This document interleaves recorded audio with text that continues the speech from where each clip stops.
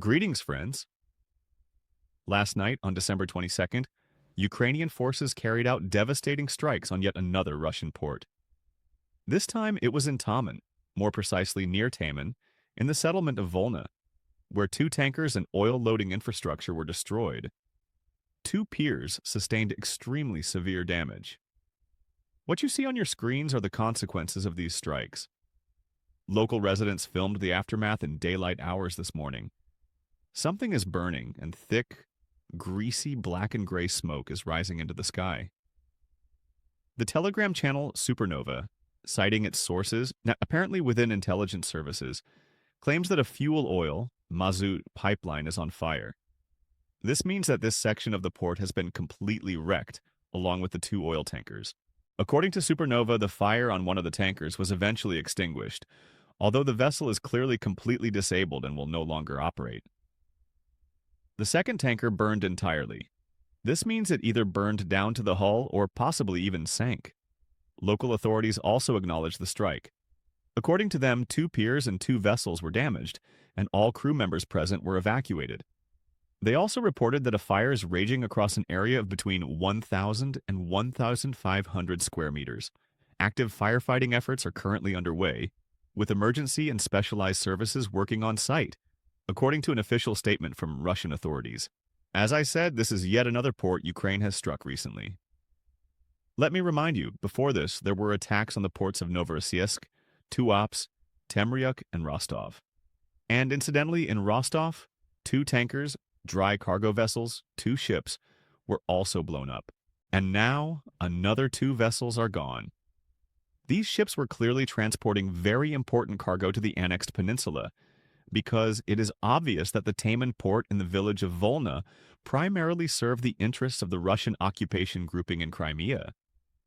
Fuel oil is one of the most critical resources for the military machine. Note that this is not gasoline, not a purely civilian resource. Of course, fuel oil can be civilian as well, but given the context, it is clear that the Russian army in Crimea needs it first and foremost. So yes, fuel oil was being transported. It was pumped through this pipeline into a storage tank, from which it was then loaded onto a tanker. That tanker would then transport the fuel oil to a Crimean port, literally just crossing a few kilometers of open sea. Everything here is obvious. This oil loading facility, specifically fuel oil loading, will no longer function. There are no tankers there anymore. Of course, they may bring in others, but these are destroyed, and the next ones could be blown up as well. Ukrainians can strike this port again, disabling other elements of its infrastructure. What is being destroyed is a port that functioned as a key maritime logistics hub serving the Russian occupation army in Crimea. This fits perfectly into the broader logic of isolating Crimea. Crimea has long become a massive headache for Moscow. The peninsula that Putin and Russian propaganda once called an unsinkable aircraft carrier has turned out not just to be sinkable, but to be an aircraft carrier that, as it goes under, keeps dragging more and more key Russian military assets down with it. Russia deploys air defense systems there, including expensive radar stations, and they are destroyed. At the same time, the assets those systems were supposed to protect are also being destroyed. Over just the past few days, 4 aircraft have been destroyed there. 2 of them were preparing for takeoff at the moment of impact. 1 was fully loaded with missiles and ready to fly. These are just examples of what is happening in Crimea itself. Oil depots are being destroyed. The Feodosia oil depot, which handles petroleum cargo, has been knocked out by 90% and is no longer operational. Many other depots inside Crimea are also not functioning. Ammunition depots, fuel storage facilities, oil and petroleum product bases, all are being destroyed. Bases hosting operational and strategic drones like Orion are being wiped out. Much of this is being done primarily with FPV drones. As for air defense systems, they are being destroyed by long-range FPV drones as well, not to mention power substations which have repeatedly been hit. Electricity, fuel, military assets, drones, aircraft, barracks, everything they can reach is being systematically destroyed. As we see, hardly a couple of days pass without explosions. And whereas earlier explosions often meant Russian air defense was firing, now explosions mean Russian air defense systems, Aircraft or oil depots are being destroyed. The enemy in Crimea has become completely defenseless. Everything Putin and Russian propaganda claimed about Crimea has been turned against them. They said it had the strongest air defense. It's been destroyed. They said no enemy aircraft could ever enter. Now only enemy, Ukrainian, aircraft operate there.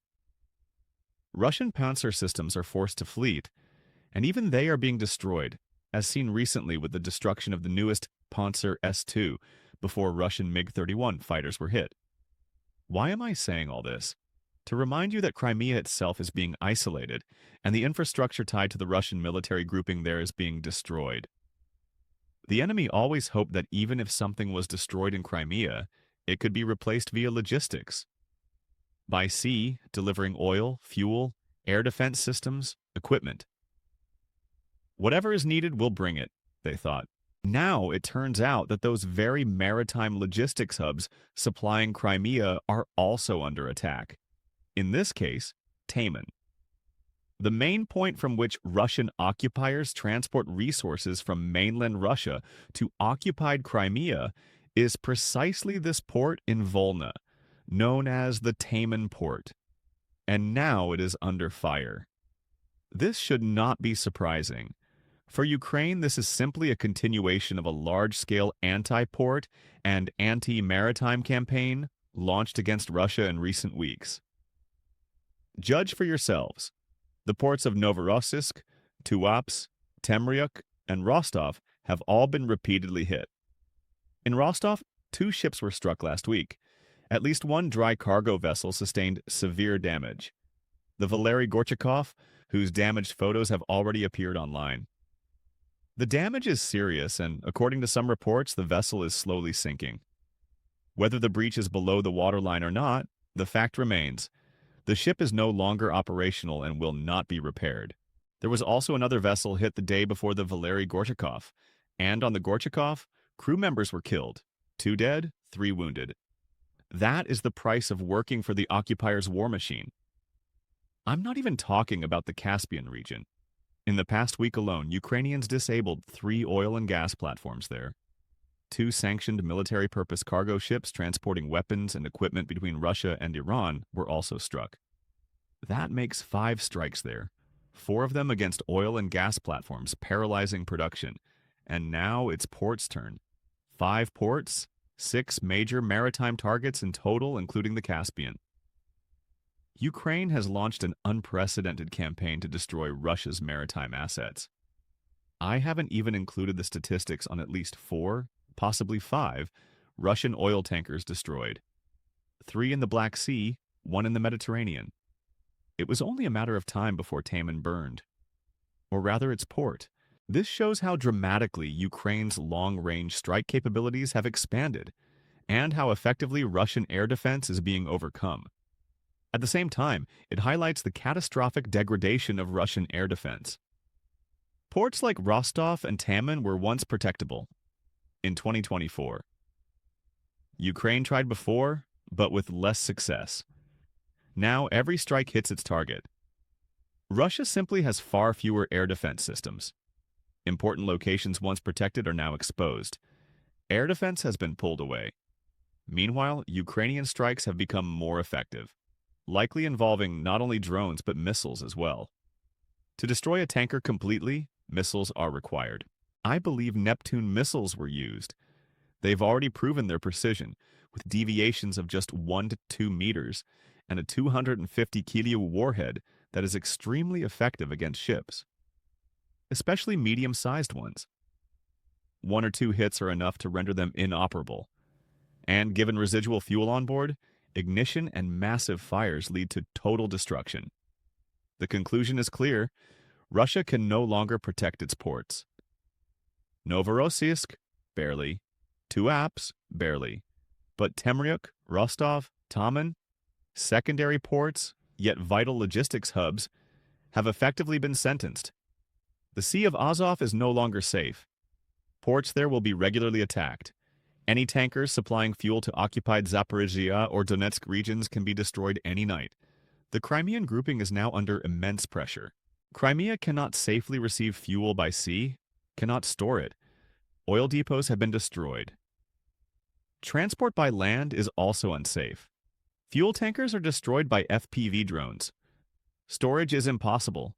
And now the main maritime logistics link supplying Crimea has been destroyed. This is the fourth year of the war. An empire that planned to conquer Ukraine in days is now suffering catastrophic defeats. At sea, on multiple seas, even in internationally recognized ports. No one can save it. Russian propaganda is silent. Local authorities shrug and admit strikes, as they did today in Taman, without details, only rushing to say that no one was hurt. But rumors spread quickly, and Ukraine's intelligence works even faster. Russia has lost several more critical maritime assets overnight. This is a long game. Ukraine will continue destroying Russian ports. The Crimean occupation grouping will be cut off from power and fuel. This is Ukraine's large-scale campaign to eliminate Russia's strategic supply capabilities to occupied territories.